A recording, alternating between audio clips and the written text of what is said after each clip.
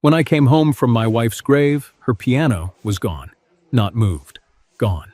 The living room had a pale rectangle of dust where it had stood for 30 years.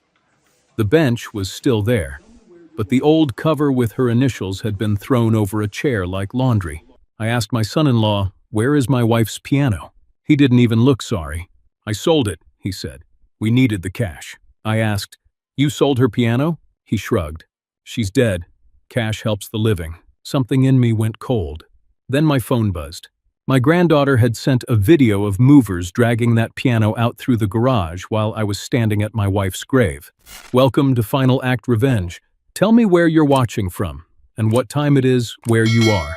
Please take care of your health while you listen."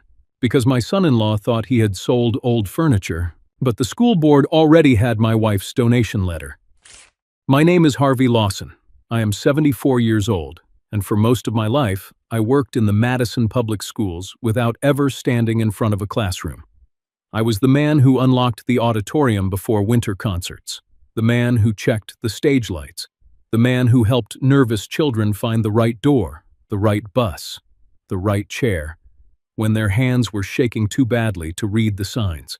Later, I helped coordinate bus routes part-time, which meant I learned every back road, every worried parent, and every kid who pretended not to care whether someone came to watch them perform.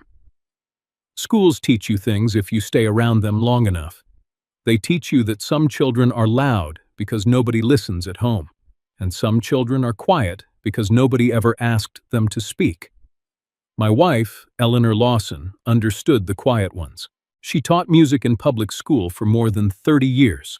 Choir, piano, after-school practice, little Christmas programs where one child always forgot the words and another sang like heaven had borrowed her lungs for 3 minutes. Eleanor never cared only about talent. She cared about courage. She used to say, "A child who can sit at a piano learns they still have a voice." That old walnut upright piano in our living room was not fancy. It had scratches on the left side from the year I dropped a music stand against it. One key near the middle stuck if the weather was damp. Eleanor called it the stubborn key. She said it reminded her of me. Every Thursday after school, she brought children to that piano who could not afford private lessons. Some paid with cookies, some paid with thank you notes, some paid by simply showing up scared and leaving a little less scared. Our granddaughter Clara learned her first song there. 3 notes, then 5. Then a whole little tune Eleanor called First Light. I can still see Clara's small fingers hovering above the keys while Eleanor whispered, "Don't hit the note, sweetheart. Invite it." That was my wife. She could make a piano lesson sound like a lesson for living. After Eleanor passed, the house changed. Of course it did. No humming from the kitchen. No sheet music stacked on the dining table. No sharp little, "Harvey, don't touch my metronome," when I tried to help and made rhythm sound like a bus schedule.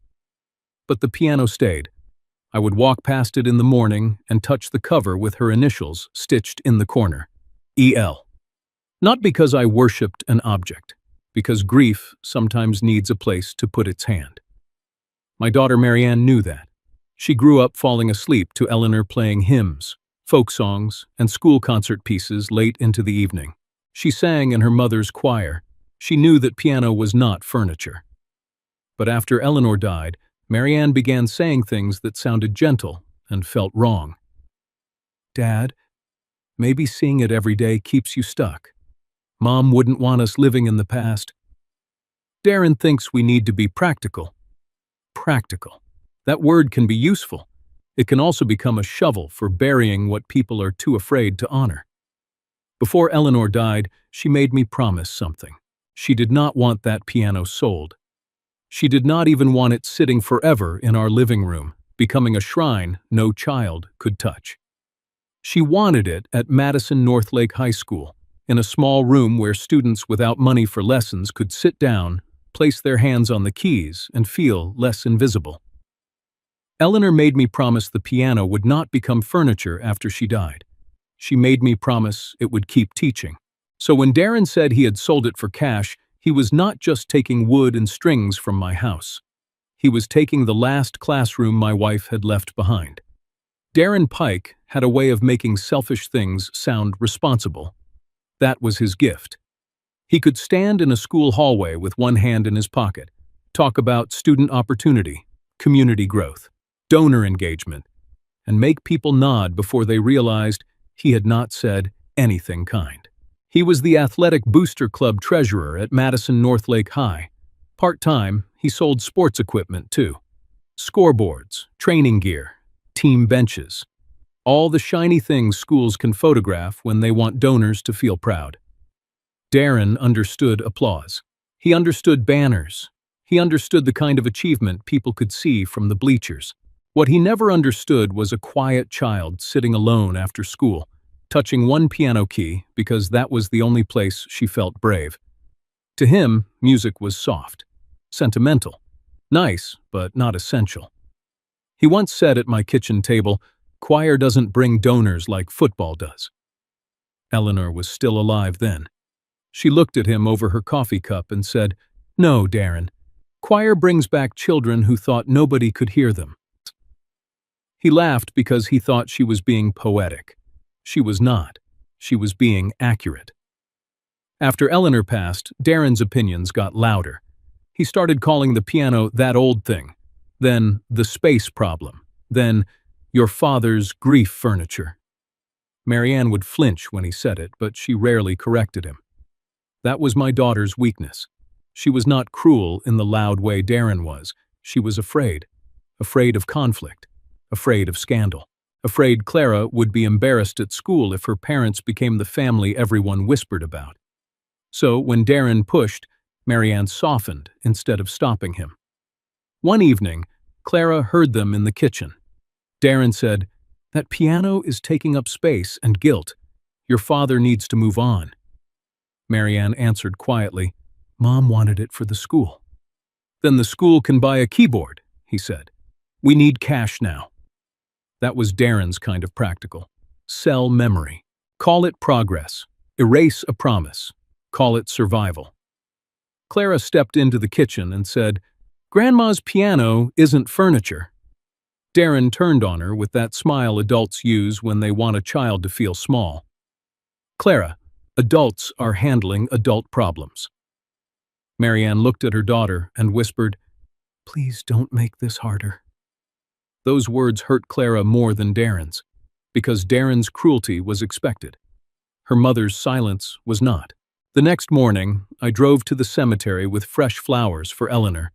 I always talked to her there, not because I believed the stone answered, because grief needs somewhere to speak without being interrupted. While I stood at my wife's grave, Darren made his call. Clara heard him from the hallway. "Earl?"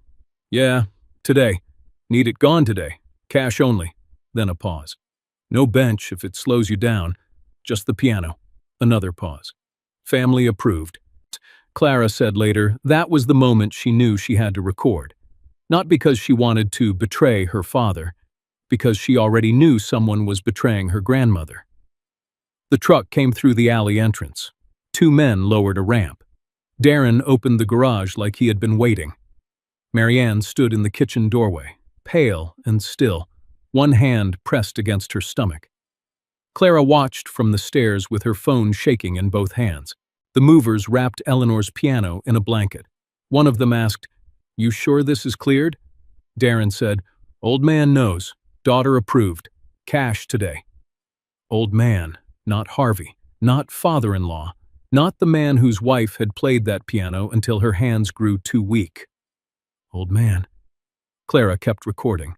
She caught the wheels crossing the garage floor. She caught Darren signing the paper. She caught the envelope of cash. She caught Marianne turning away.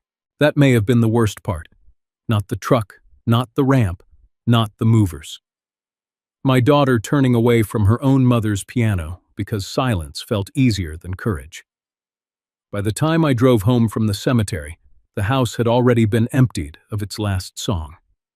And while I was placing flowers at Eleanor's grave, my granddaughter was recording the sound of my wife's piano being dragged out through the garage.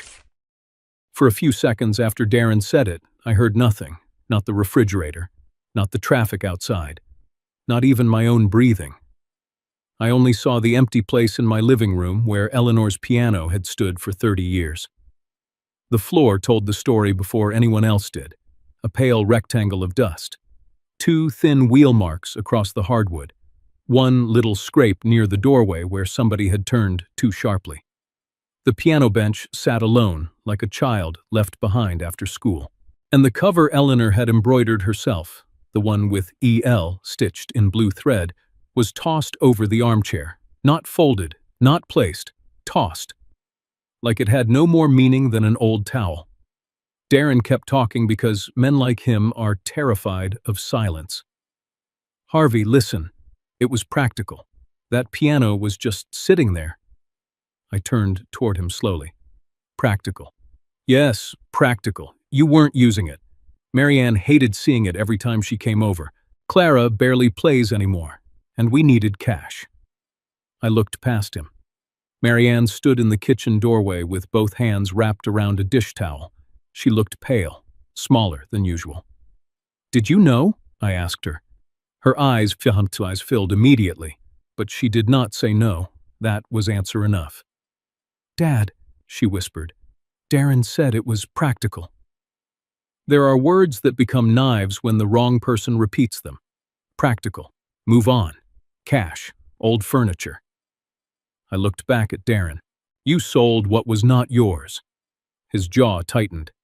It was family property. No, I said. Family property is what people discuss as a family. This was theft wearing a polite shirt. He laughed once, sharp and ugly. Theft? Come on, it was an old piano. Then my phone buzzed. Clara. The message was short. Grandpa, I'm sorry. I recorded it. Below it was a video. My hands were not steady when I opened it. The garage appeared on the screen first. The door was up.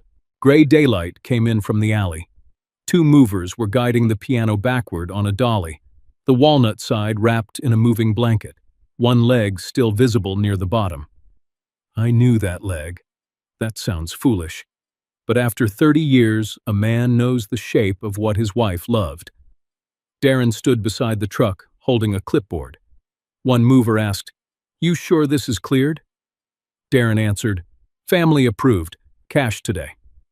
Then Marianne appeared in the background, only for a second, standing by the kitchen door, not stopping them, not speaking, just watching the piano leave. My chest tightened. The camera shook because Clara's hands were shaking.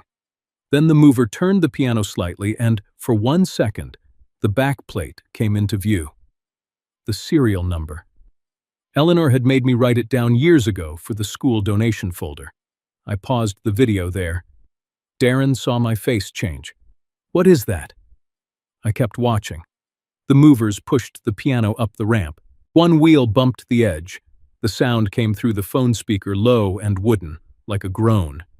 Clara's breath caught behind the camera. Then Darren signed the paper. A cash envelope changed hands. I stopped the video. No one spoke, not even Darren. I called Clara. She answered on the first ring, crying.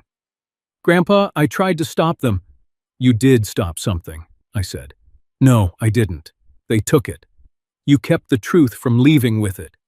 She cried harder. I closed my eyes. That poor girl should have been worrying about homework, choir practice, a driver's test. Some boy who did not deserve her attention. Not filming adults stealing her grandmother's memory. Clara, I said gently, do not delete that video. Do not send it to your father. Do not argue with him tonight. Mom said not to make it harder. I looked at Marianne. She looked away. I said into the phone, Adults already made it hard before you ever touched that camera. After I hung up, there was a knock at the front door.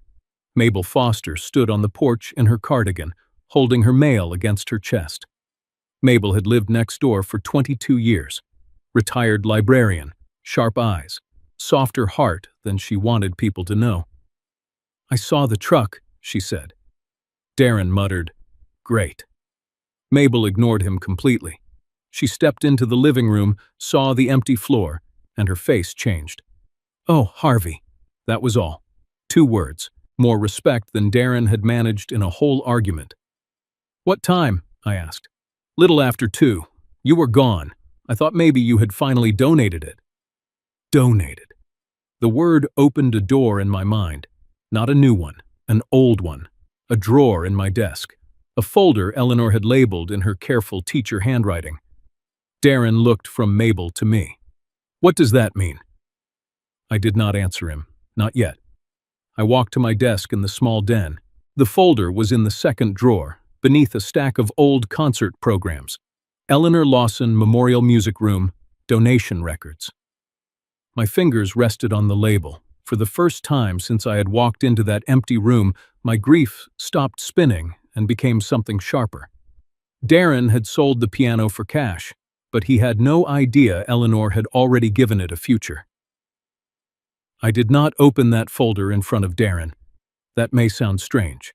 Maybe some people would have pulled out every page right there, slapped it on the table, and watched his face change. I wanted to. Believe me, I wanted to. But I had spent too many years in school buildings to mistake noise for discipline.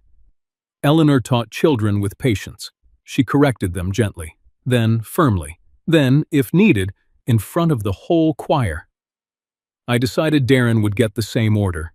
First, I needed to know what had been damaged, not just in my house, in my wife's promise. So I carried the folder into the den and shut the door behind me. My hands were still shaking when I opened it. Inside were papers Eleanor had organized herself before she got too weak to climb stairs without stopping. A copy of the donation letter, a photograph of the walnut upright piano, the serial number, a note from a local instrument technician saying it needed tuning but was structurally sound. An email thread from Madison Northlake High School, and on top, in Eleanor's handwriting, "For the music room. Not for sale." 4 words. Plain as a commandment. I sat down. The chair creaked under me. For a moment, I was not angry anymore. I was just tired. Tired in the old places grief keeps finding. Then my phone rang. Vivian Snow. I knew her name before I knew her as a teacher. Years ago, she had been one of Eleanor's quiet students. Skinny girl, bad haircut. Voice so soft, Eleanor once told me, "That child is hiding a whole song behind her teeth." Now Vivian was the music director at Madison Northlake High. I answered.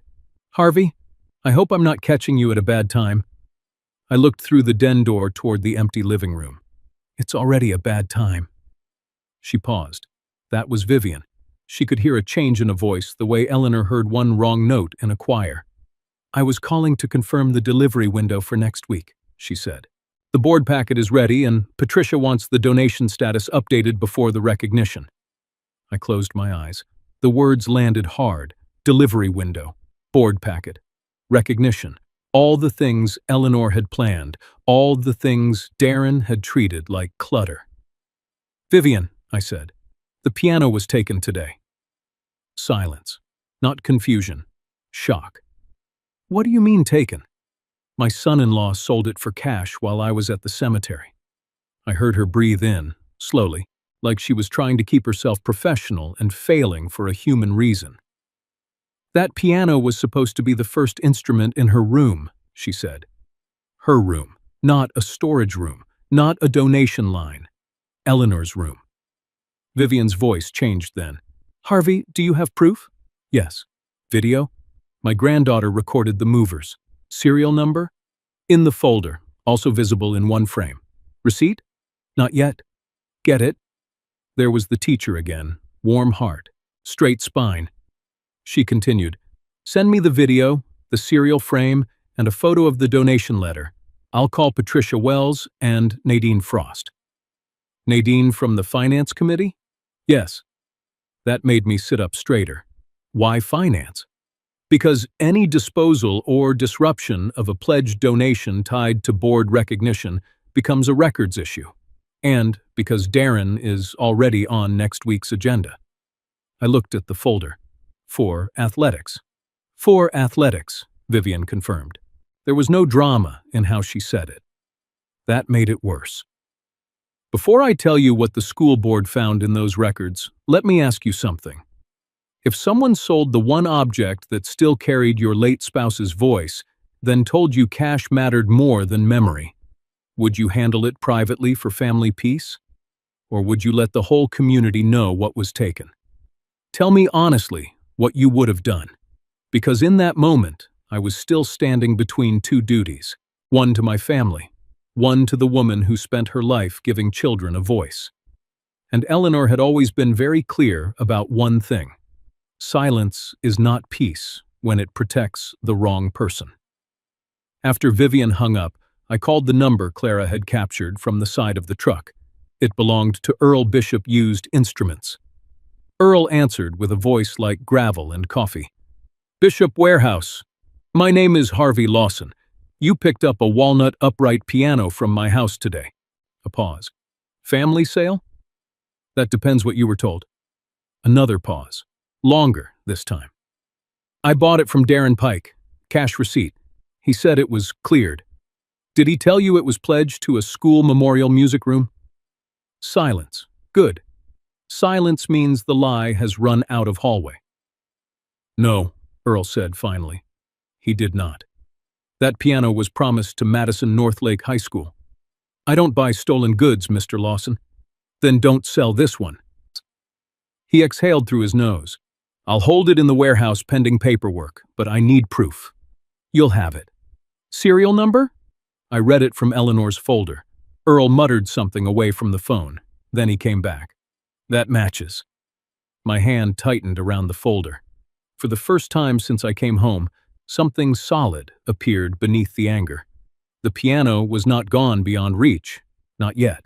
Earl gave me the cash amount and pickup time, though he would not send the receipt until his office opened in the morning. I wrote it down. Then I sat there staring at the number. Not because it was large, because it was small. Small enough to show what Darren thought my wife's memory was worth when he needed fast cash. I went back into the living room. Darren was gone. Of course he was. Men like Darren like rooms where they are winning. Once evidence enters, they remember another appointment. Marianne was still there, sitting on the edge of the couch. The piano cover was in her lap now. Her fingers kept touching the embroidered EL like she wanted forgiveness from thread. Dad, she said, please don't make this public. I looked at her. Your husband sold your mother's piano. Her eyes filled. I know. While I was at her grave. I know. After she promised it to students. Marianne broke then, but not enough. Not the right way. Darren said if this becomes a school scandal, Clara will have to live with it every day. I sat across from her. Clara already lived with it today. She looked down. She filmed it. She had to. You wouldn't speak. That landed. Her face folded in on itself. For a second, I saw my little girl. Then I saw the grown woman who had stood in a kitchen doorway while two men rolled away her mother's last classroom. Both were true. That is what makes family pain so hard. People can be broken and guilty at the same time. My phone buzzed. Vivian had sent a photo from the board packet. At the top, in neat official type, Eleanor Lawson, Memorial Music Room, final donation recognition. Under it, walnut upright piano, serial number confirmed. Donor family, Harvey and Eleanor Lawson. I turned the phone toward Marianne. She covered her mouth. Dad! No, I said quietly. Don't say my name like you just found out. You knew your mother wanted this. I didn't know it was already on the agenda. But you knew it was not Darren's to sell. She cried harder. I stood and picked up the folder. The house felt hollow around us. No piano, no music. Just the sound of my daughter crying beside a cover that should have been protecting something sacred. Then Vivian texted again. Short, sharp, unmistakable. Harvey, if the piano was sold after the board packet was prepared, this is bigger than a family argument. I looked at the empty place on the floor, at the dust rectangle, at Marianne's silence, at Eleanor's name printed on a school board agenda. My son-in-law thought he had sold an old piano quietly, but my wife's name was already printed where the whole board would see it.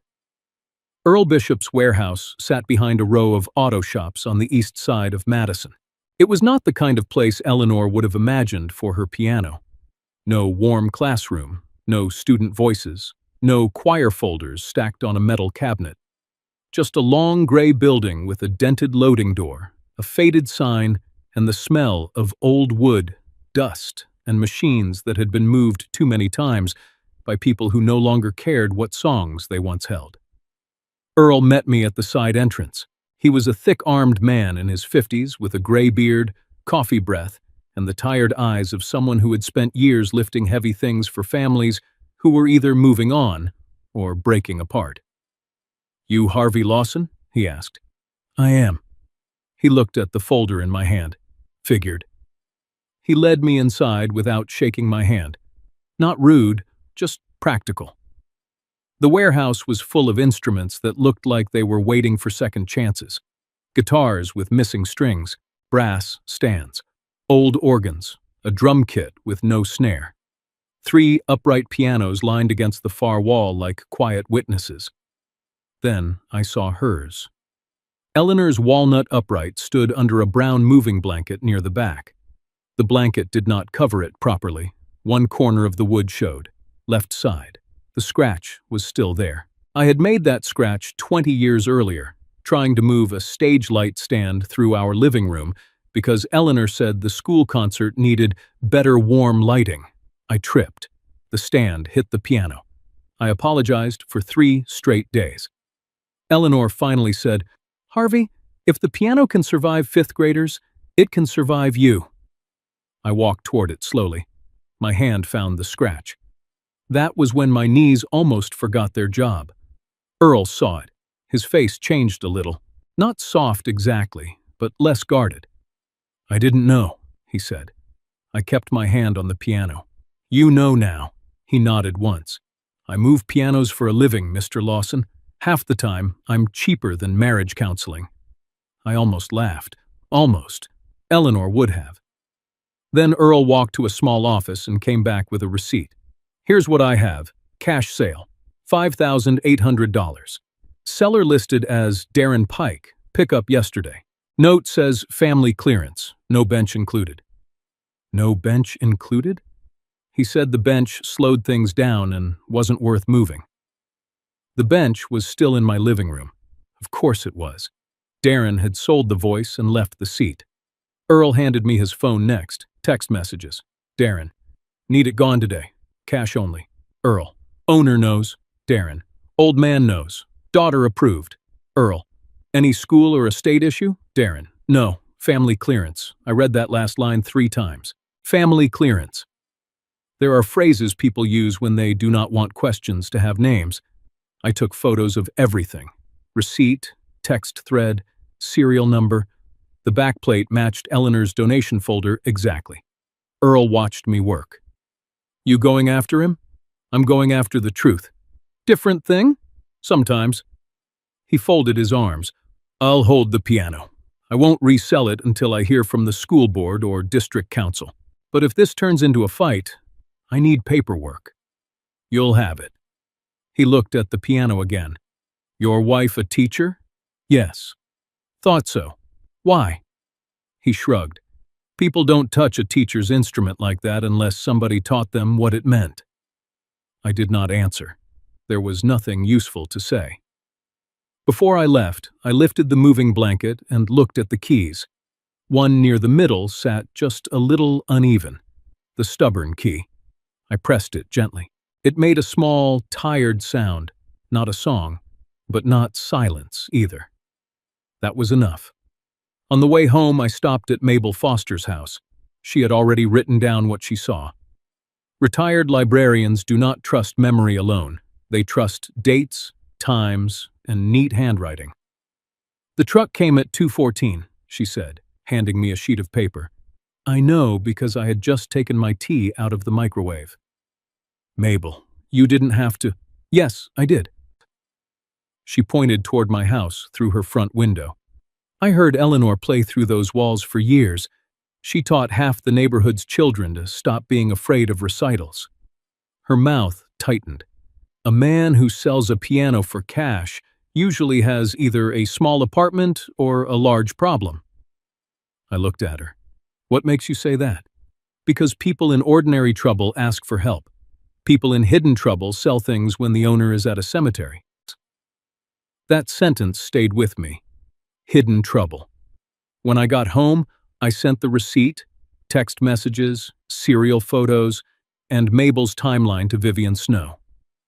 Then I sat at my kitchen table with Eleanor's folder open in front of me. For the first time, the pieces were no longer floating. They were lining up. Darren had chosen the day, chosen the hour, chosen cash, chosen a buyer who would move quickly, chosen to tell a lie that made me sound aware and Marianne sound approving. But why the rush? Why not argue with me first? Why not pressure Marianne harder? Why need the piano gone that day?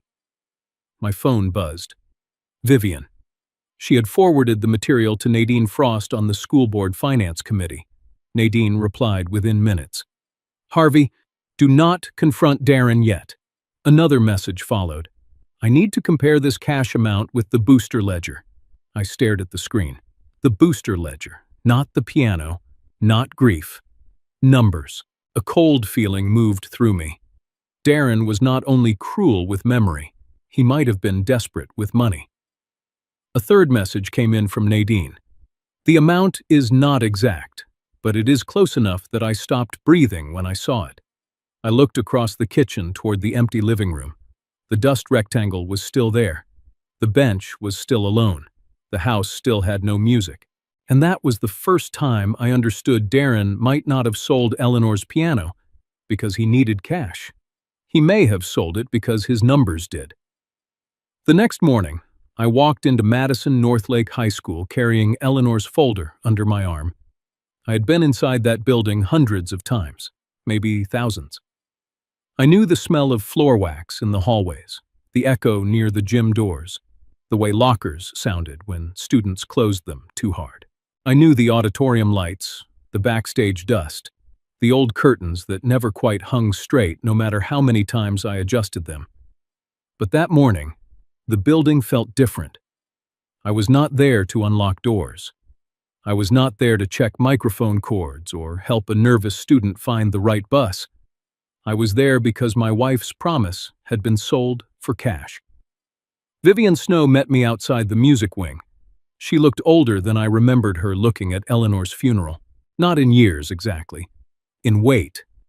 Teachers carry a kind of tiredness that does not come from sleep.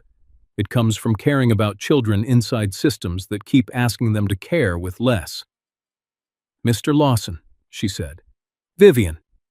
She held my hand with both of hers. No speech, no pity, just steadiness. Then she led me down the hallway toward the old practice rooms. A few choir students were warming up somewhere nearby. Soft voices, not quite together yet. Scales rising and falling like birds trying to find the same branch. That sound nearly undid me. Eleanor used to say the first 5 minutes of choir practice sounded like hope learning manners. At the end of the hallway, a classroom door stood open. Inside, plastic sheets covered part of the floor. One wall had been freshly painted. A few old music stands sat stacked in the corner. The room was not finished, but it had the bones of something good. On the far wall, taped lightly to the paint, was a temporary paper sign. Eleanor Lawson Memorial Music Room. I stopped walking. Vivian did not rush me. She understood. For a moment, I could see Eleanor standing there with a pencil tucked behind one ear, telling students not to drag chairs, telling me not to scuff the floor, telling some shy freshman that a wrong note was not a crime. I touched the doorframe. She would have hated the sign being crooked, I said. Vivian laughed softly through her nose. She would have fixed it herself and then pretended she hadn't. That was true. Then Patricia Wells entered from the hallway. Patricia had been a principal before she became school board president. She carried herself like someone who had spent 30 years walking into rooms where children, parents, teachers, and budgets all needed different things at the same time. Harvey, she said, I'm sorry this is how we're meeting about Eleanor's room. So am I. She gestured toward a small table where a board packet had already been laid out. Vivian closed the door. Patricia opened the folder. "We need to be precise," she said. "The piano had not physically transferred to the district yet. It was still in your home. I understand. But the donation intent was documented. The serial number was recorded. The recognition agenda was prepared. The planned delivery was on file. And the memorial fund was already tied to the room purpose." She pushed the first page toward me. There was Eleanor's name, not handwritten this time, typed in official district format. Eleanor Lawson, Memorial Music Room, Donation Status Review. Below it, the description, Walnut Upright Piano, serial number confirmed. Donor family, Harvey and Eleanor Lawson. Intended use, after-school piano access, music mentoring, choir accompaniment, student practice support. I read that line twice, student practice support. Such a plain phrase for what Eleanor had done her whole life. Vivian slid another page forward. It was a copy of the donation letter. Eleanor's signature sat near the bottom, thinner than it used to be, but still certain. I remembered the day she signed it. Her hands had already begun to tire easily. She sat at our kitchen table with a blanket over her knees, the piano only a few feet away. I told her we could wait. She told me waiting was what people said when they were afraid to let a promise leave the house. Then she signed. And after she signed, she looked at me and said, "Harvey, do not let them sell it when I am gone." At the time, I thought she meant strangers. I did not know she meant family. Patricia tapped the page gently. "This does not make the situation simple," she said, "but it does make it serious." Vivian's voice was quieter. That piano was supposed to be the first instrument in this room. I looked around. The room was not big. It would never impress anyone looking for grand architecture or expensive donors' names. But I could already picture it. A student staying after school because home was too loud. A choir kid learning notes slowly. A child who had never touched a real piano pressing one key and discovering the sound did not laugh at them. Eleanor's kind of room. Vivian said, "Mrs. Lawson didn't teach me because I was gifted." I turned toward her. She swallowed. "She taught me because I was quiet. I used to sit near the back of the choir room and mouth the words because I was afraid of hearing myself." She noticed. Most adults didn't. Her eyes shone, but her voice stayed steady. She made me sit at her piano after school. One note first, then two. She told me, "Vivian, volume is not the same as voice." I closed my eyes. Eleanor had said things like that all the time, then forgotten she had said them. Other people remembered. That is how you know a life mattered. Patricia turned to the receipt from Earl Bishop. "Based on the materials you sent, Mr. Bishop is holding the piano and has agreed not to resell pending district council review?" "Yes." "And he was told the owner knew?" "That's what Darren texted him.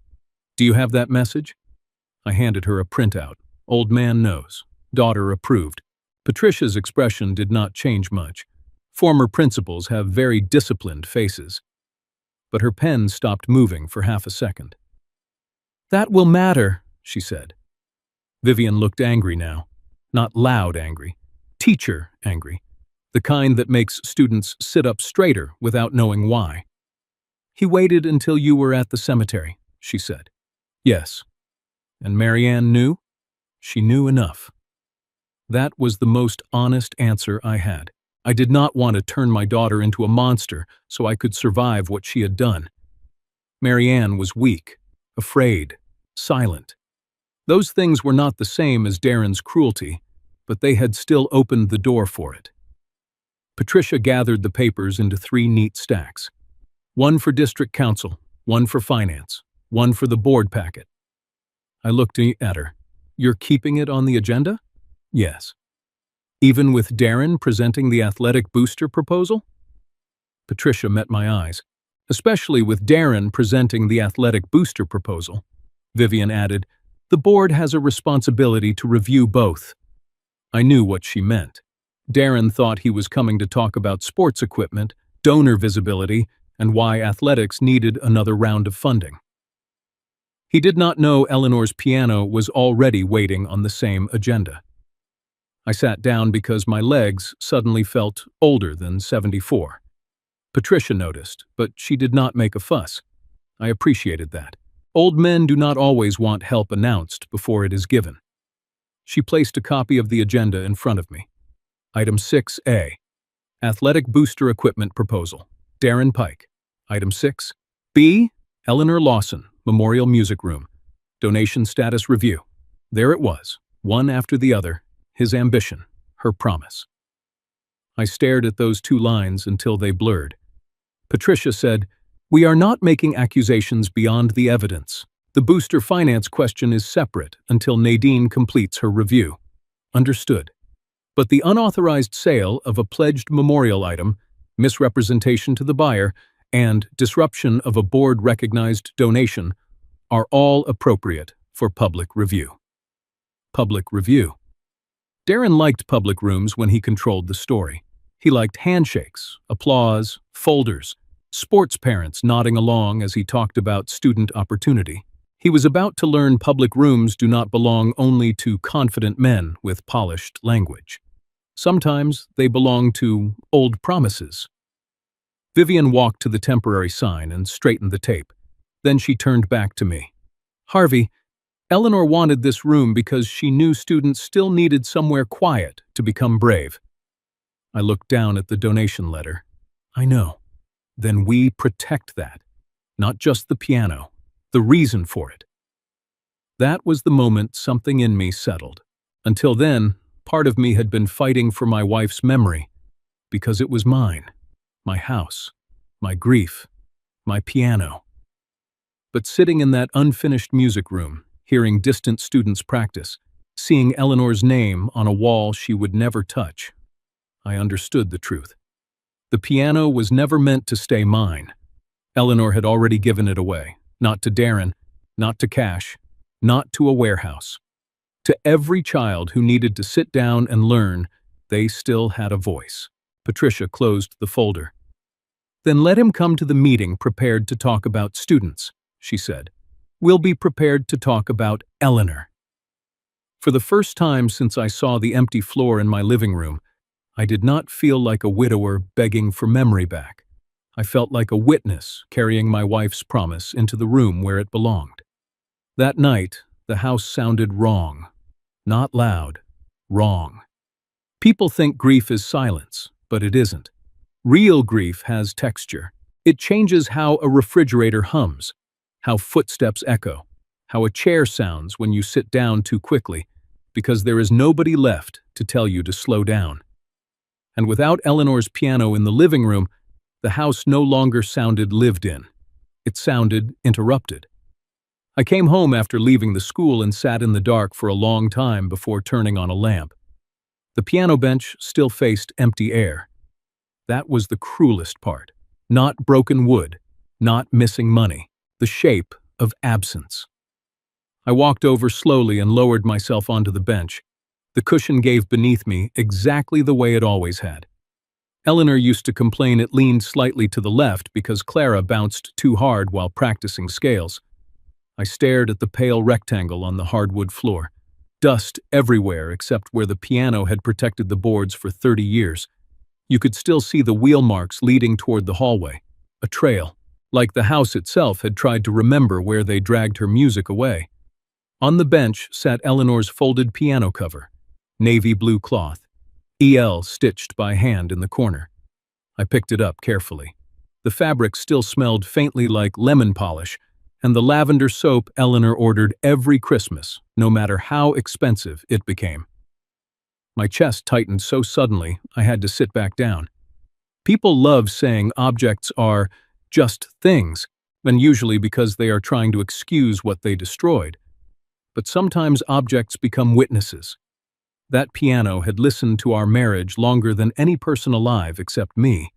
It heard us argue about bills, heard Eleanor practicing choir pieces after midnight, heard Clara stumble through first lessons, heard Marianne cry when she was 16 and too heartbroken to explain why, heard me promise my wife I would not let her music disappear after she died. and now there was only dust. A knock came at the front door. I already knew it would be Clara. She stepped inside, still wearing her school hoodie, backpack hanging from one shoulder. Her eyes were swollen from crying. She looked toward the empty space immediately. Children notice absence faster than adults do because adults spend years training themselves to ignore pain until it becomes furniture. "Oh," she whispered. Not because she had forgotten, because seeing it in person hurt differently.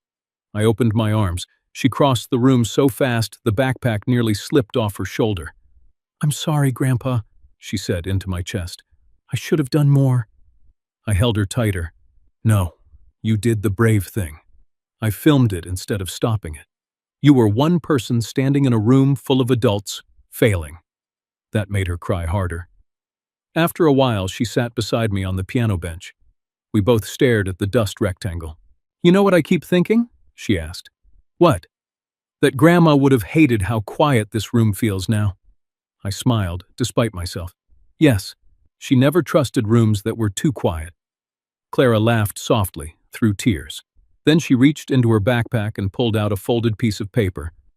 "I found this inside Grandma's choir binder after Dad left." I unfolded it carefully. Handwritten music. Simple melody. At the top, Eleanor had written, "For the child who thinks no one is listening."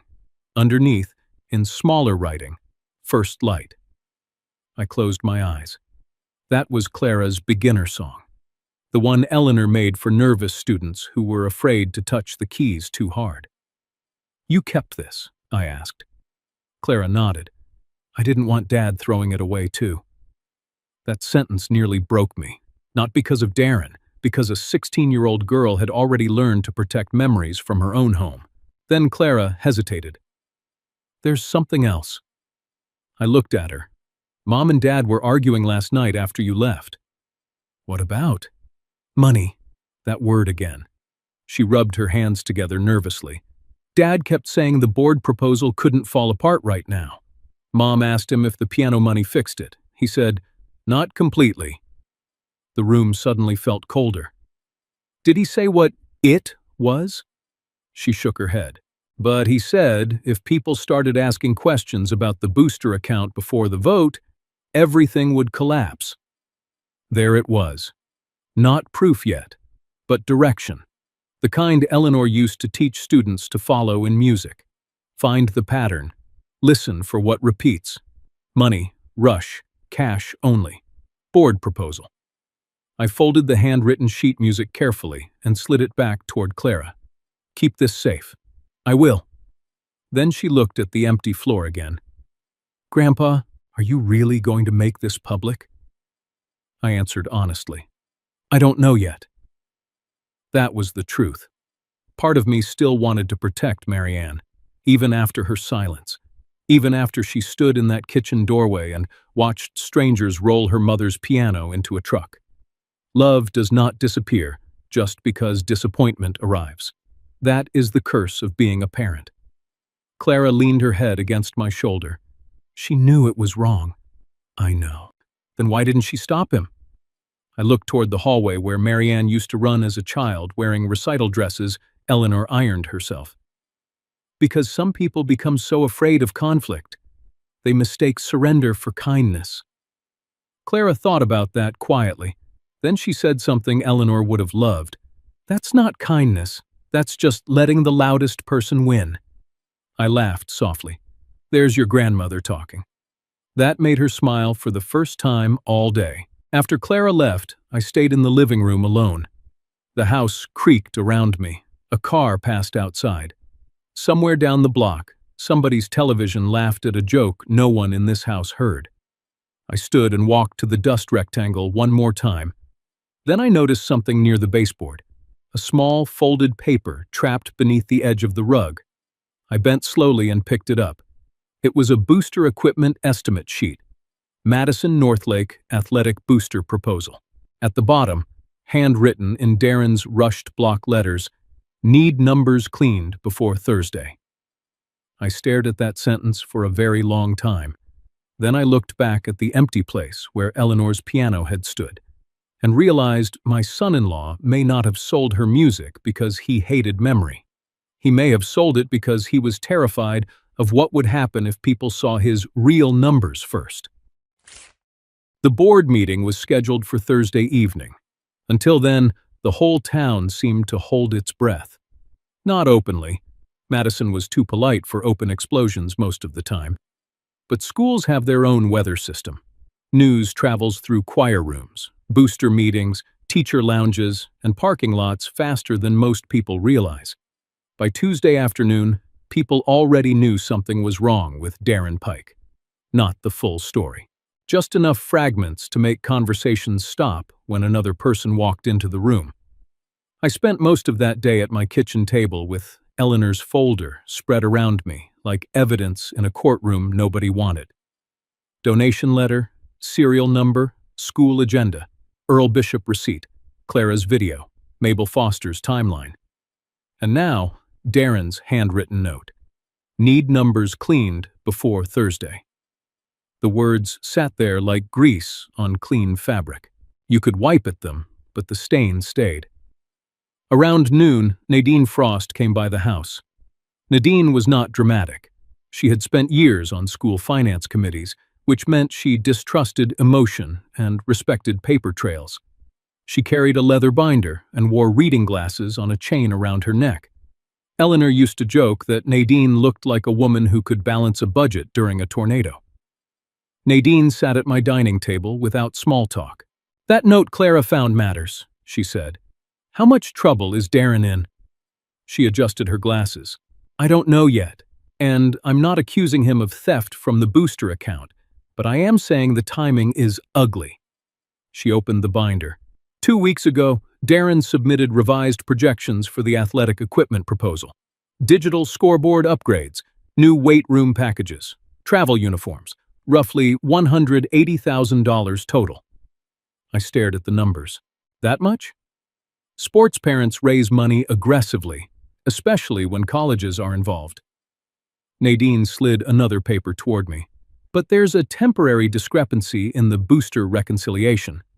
"How much?" "Not enormous, around $6,300. Very close to the piano money. Not exact, close enough." Nadine tapped the page lightly. "Usually discrepancies like this get resolved quietly. Late receipts, vendor timing, misfiled deposits.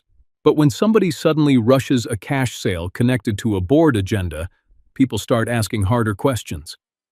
I leaned back slowly. "So Darren sold the piano to patch numbers?" Maybe.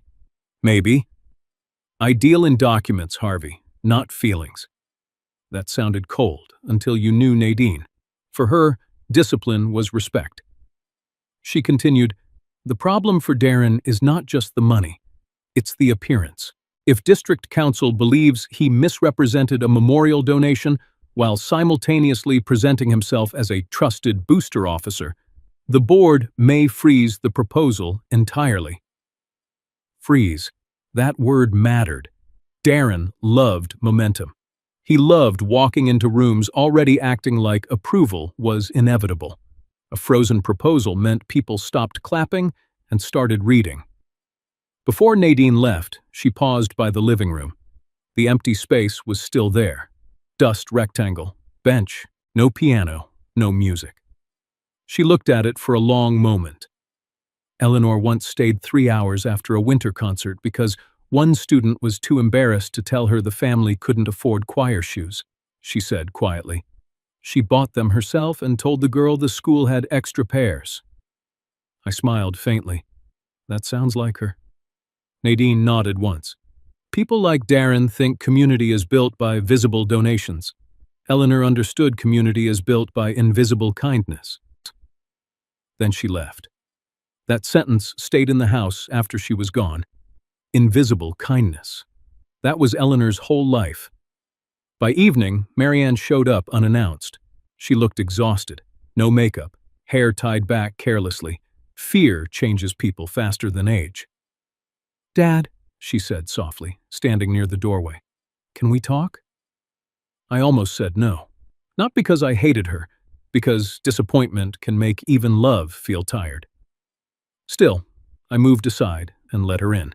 She sat at the kitchen table where Eleanor used to sort sheet music and birthday cards at the same time. Marianne kept twisting her wedding ring. Finally, she said, "Darren's scared." I laughed once without humor. "That's new. He says people are trying to destroy him."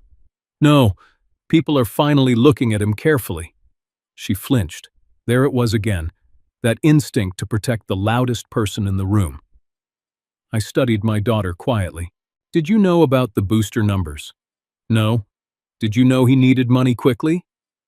She hesitated too long, not lying completely, just rearranging honesty until it felt safer. "He said things were tight. Tight enough to sell your mother's piano while I was at her grave?" Tears filled her eyes immediately. "Please stop saying it like that." "How else should I say it?" Silence. Then she whispered, "I didn't think it would become this big." That sentence told me more than any confession could have. Marianne never believed Darren was right. She only believed the consequences would stay small. That is how weak people justify terrible things. Not by believing evil. By betting nobody will look closely enough to name it. I stood and walked into the living room. She followed me. The evening light hit the empty floor at an angle now, making the dust rectangle even more visible. Marianne stared at it. "I keep thinking I hear it," she whispered. "The piano?" She nodded. "At night?" I looked at her carefully. "Good." She blinked. "What?" "Guilt should make noise." That hit harder than I intended. She started crying again. Part of me wanted to comfort her immediately. Another part remembered Clara filming movers while her own mother stood silent in a doorway. Love and anger can live in the same room. That is another terrible thing about family. Marianne wiped her face. "Darren said if the board freezes the proposal, people will think he stole from the school." I answered honestly. Then Darren should have behaved like a man who understood trust matters. She sat on the piano bench slowly. The empty bench looked wrong beneath her, like somebody sitting in a church after the altar disappeared. Then she said something that finally opened the whole truth. "He promised this proposal would change everything for us." I stayed quiet. "He kept saying once the district approved it, vendors would notice him. Regional positions, more contracts, more money." There it was. Not survival, ambition. Darren had not sold Eleanor's piano because the lights were getting shut off. He sold it because he believed his future mattered more than her legacy. Marianne looked up at me desperately. "He said sports mattered more to the board than one old piano." I almost answered immediately. Then I stopped. Because the saddest part was, Darren was not completely wrong. People do notice scoreboards faster than quiet music rooms. That was exactly why Eleanor fought so hard for children who needed spaces nobody bragged about online. I sat across from Marianne. "Do you know what your mother used to tell nervous students before performances?" She shook her head. She said, "Character is what remains after applause leaves the room." Marianne broke completely then, hands over her face, shoulders shaking. For a moment, I saw the little girl Eleanor used to help memorize choir lyrics at our kitchen table. Then I saw the grown woman who let applause and fear drown out her mother's voice. Both existed at once. That is what makes betrayal inside families so exhausting. People rarely become strangers overnight. They become quieter versions of themselves, until silence finally costs somebody else everything. After Marianne left, I noticed something on the piano bench. Her phone charger cable. She must have dropped it while crying.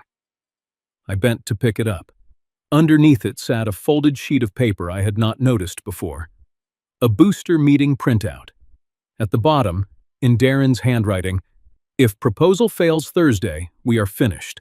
Not the school, not the students. Wang. I stared at those words while the house settled around me. Then my phone buzzed. It was Vivian Snow. Short message. Board agenda finalized. Darren confirmed attendance. Another message followed seconds later. District Council will also attend now. I looked toward the empty place where Eleanor's piano had once stood, and realized Thursday night was no longer about a missing instrument. It was about what happens when ambition decides memory is expendable. Thursday night, the school board room was fuller than usual. Not packed. Madison people were too restrained for that, but full enough that you could feel curiosity moving through the seats like static before a storm. Teachers sat together near the middle. Sports parents clustered near the aisle. A few choir students whispered in the back row until Vivian Snow walked in, and silence followed her automatically. District Council sat near Patricia Wells with a legal pad already open. That mattered. People notice lawyers the way deer notice smoke. I arrived early with Eleanor's folder under my arm and Clara beside me. She wore the blue sweater Eleanor bought her 2 winters ago because music rooms are always colder than people expect. When we entered, conversations lowered, not stopped. Lowered. That is how decent towns handle scandal. Quietly, respectfully, like people standing near a hospital room. Then Darren walked in, confident, pressed shirt, booster packet tucked beneath his arm. He still thought he could control the room. That was the strange part. Even after everything, Darren believed presentation could outrun truth. Marianne followed him a few steps behind. She looked pale again, smaller again, like guilt had been eating inches off her frame all week. Darren spotted me immediately. His jaw tightened, but he smiled anyway. "Harvey," he said loudly enough for nearby parents to hear, "I wish we could have handled this privately." I looked at him calmly. "You sold my wife's piano while I was at her grave." The smile disappeared. Good. Some sentences deserve to stay standing in the room after they're spoken. Patricia Wells called the meeting to order a few minutes later. The athletic proposal came first. Of course it did. Darren stood at the podium with polished confidence, clicking through slides about student opportunity, athletic growth, donor visibility, regional competitiveness. He sounded smooth, prepared, important. People nodded. A few sports parents even smiled proudly. That was Darren's real talent. He knew how to make ambition sound like community service. Then Nadine Frost asked the first question. Simple voice, sharp eyes. "Mr. Pike, before the board reviews projected expansion numbers, can you clarify the temporary discrepancy noted in last month's booster reconciliation?" The room shifted slightly. Tiny movement. But enough. Darren answered quickly. "Routine timing issue. Expected deposits and vendor reconciliation." Nadine nodded once. "Would that timing issue include an undocumented cash adjustment?" Darren's shoulders stiffened. "No." Nadine opened her binder. "The board received records this week indicating a cash transaction occurred during the same reporting period, involving property connected to a pending district memorial donation."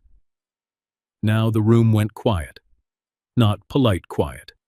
Real quiet. Patricia spoke carefully. "Mr. Pike, are you aware the Eleanor Lawson Memorial Music Room donation packet had already been filed prior to the piano sale?" Darren looked toward me, then toward Marianne, then back to Patricia. "I knew there had been conversations." "Not conversations," Patricia corrected gently. "Documentation." District Council finally spoke. "Serial number confirmation, board agenda preparation, donor recognition scheduling, and intended educational use were already recorded." Darren swallowed. That was the first visible crack. He tried another angle immediately. It was still physically inside a family home. "Yes," Council answered, "which is why we are reviewing representation and authorization, not criminal transfer language." Good. Measured. Realistic. No fake television drama. Just the slow tightening of professional consequences. Patricia turned toward me. "Mr. Lawson, would you like to speak?" I stood carefully. Old knees, heavy week, heavier room. Clara reached for my hand briefly before I walked forward. I did not bring notes. I had spent too many years listening to Eleanor teach children to speak honestly for me to hide behind prepared lines now. I looked at the board, then at the audience, then finally at Darren. My wife spent 32 years teaching children music in this district, I said quietly. Not because music made money, because she believed children needed somewhere safe to become brave. Nobody interrupted. She promised that piano to students who could not afford lessons. She signed paperwork, planned the room, recorded the serial number. She wanted that instrument to keep teaching after she died. I opened Eleanor's folder. The sound alone carried through the room. Paper has a strange authority when truth finally arrives with it.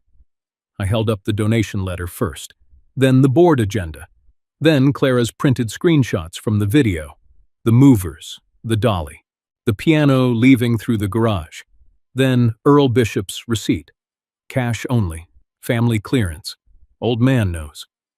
A few people in the audience shifted uncomfortably. Good, they should, because community only matters when people feel uncomfortable enough to protect it. Patricia asked gently, "And were you aware of the sale beforehand?" "No." District Council looked toward Darren. "Mr. Pike, did you tell the buyer the owner had approved the sale?" Darren's face reddened. "I believed the family was aligned." That almost made me laugh. Aligned. Such a clean word for betrayal. Then Clara stood unexpectedly. The room turned toward her immediately. Teenagers rarely volunteer during board hearings. That alone made people listen. Her voice shook at first, then steadied. "My grandmother taught me my first song on that piano," she said. "My mom knew Grandma wanted it donated. My grandpa didn't know it was being sold, and my dad waited until Grandpa was at the cemetery." The room stayed absolutely still. Even Darren looked stunned. Not because Clara spoke, because she spoke publicly. Eleanor would have been proud enough to cry. Clara continued, "I recorded it because nobody else was stopping it." Marianne broke then, not dramatically, not loudly. She just lowered her head and covered her eyes like somebody finally too tired to defend silence anymore. Patricia thanked Clara softly. Then Nadine placed one final paper on the table. "The Finance Committee is recommending temporary suspension of the athletic equipment proposal pending reconciliation review." There it was, Darren's real nightmare. Not humiliation, delay, loss of momentum, people asking questions instead of applauding. Darren stood abruptly. "This is insane," he snapped. "You're freezing opportunities for students over one old piano?" Vivian Snow answered before anyone else could. "No, Darren. We're questioning what kind of adults students are learning from." That landed hard. You could feel it. Darren looked around the room searching for support. But something had changed. A week earlier, people saw him as energetic, driven, successful. Now they saw him the way Eleanor used to describe bad choir conductors. A man more interested in being heard than listening. District Council closed the folder carefully. Pending further review, the board recognizes the Eleanor Lawson Memorial Music Room donation intent as valid documentation tied to district programming. Patricia nodded. "And Earl Bishop has agreed to cooperate regarding the piano's recovery and return process." Recovery, not purchase, not resale. Recovery. The room heard the difference. Then Patricia added the final blow quietly. "Mr. Pike, effective immediately. The board is recommending temporary removal from booster financial handling responsibilities pending reconciliation review." Darren's face went completely pale. For the first time since this began, he looked small. Not evil, not powerful. Just a frightened man realizing ambition had finally outrun character. And strangely enough, that was the moment I stopped hating him. Because hatred requires believing someone is larger than their weakness. Darren was not larger than his weakness. He was ruled by it. After the meeting ended, people began filing out slowly. Some avoided eye contact. Some stopped to squeeze my shoulder. One choir student hugged Clara.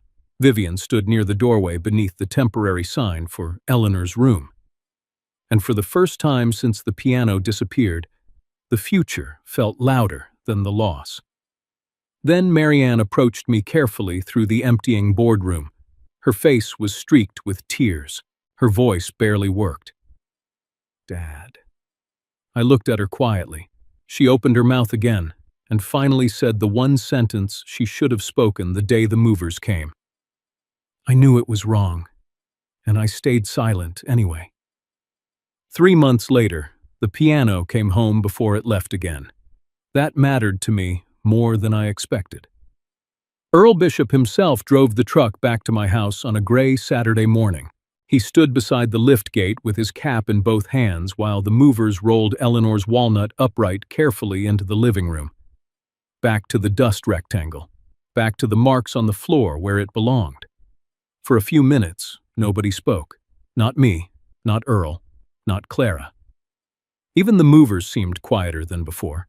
The piano looked smaller somehow, or maybe grief changes the size of things after they survive being taken away. Earl cleared his throat. "I had my tuner look at it," he said. "One sticky key, otherwise still solid." "The stubborn key," Clara whispered. That made Earl smile faintly. Before leaving, he handed me the original cash receipt, marked void across the front in thick black ink. "I'm sorry for my part in it," he said.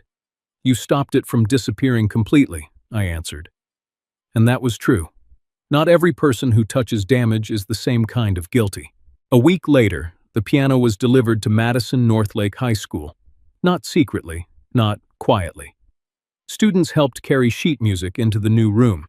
Vivian Snow supervised placement near the far wall beneath a framed photograph of Eleanor smiling beside a row of nervous choir students from years ago. The temporary sign was gone now. In its place hung a polished plaque. Eleanor Lawson Memorial Music Room for every child still learning they deserve to be heard. I stood in the doorway for a long time staring at it. Then Clara sat at the piano bench. She looked terrified. Exactly the way Eleanor's students always looked before their first public song. Vivian nodded toward the keys gently. "Go ahead." Clara placed her hands down slowly. Then she played First Light, soft at first, careful. The stubborn key still caught slightly in the middle of the melody, and Clara laughed through her tears because Eleanor used to say, "Every real instrument keeps one flaw around to stay humble." By the end of the song, half the room was crying quietly. Even me, especially me. Because for the first time since my wife died, the piano did not sound like grief. It sounded useful again. The school board officially froze Darren's athletic equipment proposal pending full reconciliation review. He stepped down from booster financial handling responsibilities temporarily, though everyone understood temporary can become permanent once trust leaves a room. No criminal charges came from the review, and honestly, I never wanted prison for Darren. I wanted truth. There is a difference. The district audit found poor reporting practices, rushed reconciliation decisions, and pressure tied to the proposal timeline. Enough damage to end reputations. Enough embarrassment to make future sponsors cautious. Sometimes consequences arrive wearing handcuffs. Sometimes they arrive wearing silence when a room no longer applauds you. Marianne changed more slowly. That hurt too. People imagine guilt creates instant wisdom. Usually, it creates exhaustion first. For weeks, she called and cried and apologized without fully understanding why her silence had wounded me more deeply than Darren's shouting ever could. Then one evening, she finally came to the music room alone. No Darren, no excuses, just her. She stood beside Eleanor's piano and said, "I kept thinking peace meant avoiding conflict. Mom knew better than I did." I looked at my daughter for a long time before answering. Your mother understood something most people never learn. Silence can become a form of permission. Marianne nodded slowly. I know that now. And I believed she finally did. That did not erase what happened. Forgiveness and restoration are not twins. People confuse them all the time. I still loved Marianne. Always will. But Darren was no longer welcome near Eleanor's belongings, memorial fund decisions, or anything connected to her legacy. I made that boundary permanent. As for Clara, she volunteers in the music room twice a week now. Sometimes she helps younger students find sheet music. Sometimes she just sits beside nervous children while they practice scales too softly. One afternoon, I heard her tell a frightened little boy exactly what Eleanor once told Vivian Snow years ago. Volume isn't the same as voice. That nearly broke me all over again. Because love survives in strange ways. Not always through blood, not always through marriage. Sometimes through repeated kindness passed quietly from one trembling person to another. The Eleanor Lawson Memorial Music Fund now helps students pay for instrument rentals, choir travel fees, sheet music, and after-school lessons. Nothing flashy, no giant banners, no expensive stadium lights. Just small chances for children who need somewhere safe to become brave, exactly what Eleanor wanted. And me? I still miss her every day. Grief does not disappear because justice arrives. But now when I walk into that music room and hear students stumbling through songs, arguing over tempo, laughing at missed notes, I do not feel like my wife was erased. I feel like she kept teaching after death. Maybe that is the real lesson in all this. The people who hurt us often believe value only exists in what can be sold quickly, displayed publicly, or applauded loudly. But some of the most important things in life survive quietly: character, memory, mercy, and the courage to speak when silence would be easier. Thank you for spending this time with me today, and for listening to a story that still hurts to remember sometimes. Please tell me in the comments where you're watching from and what time it is where you are right now. I truly enjoy seeing how far these stories travel. And if this story moved you even a little, please subscribe to Final Act Revenge. Another story is waiting for you on your screen right now, and YouTube believes you may enjoy that one too. Until next time, take care of your health, protect the people who protected you, and never mistake silence for kindness.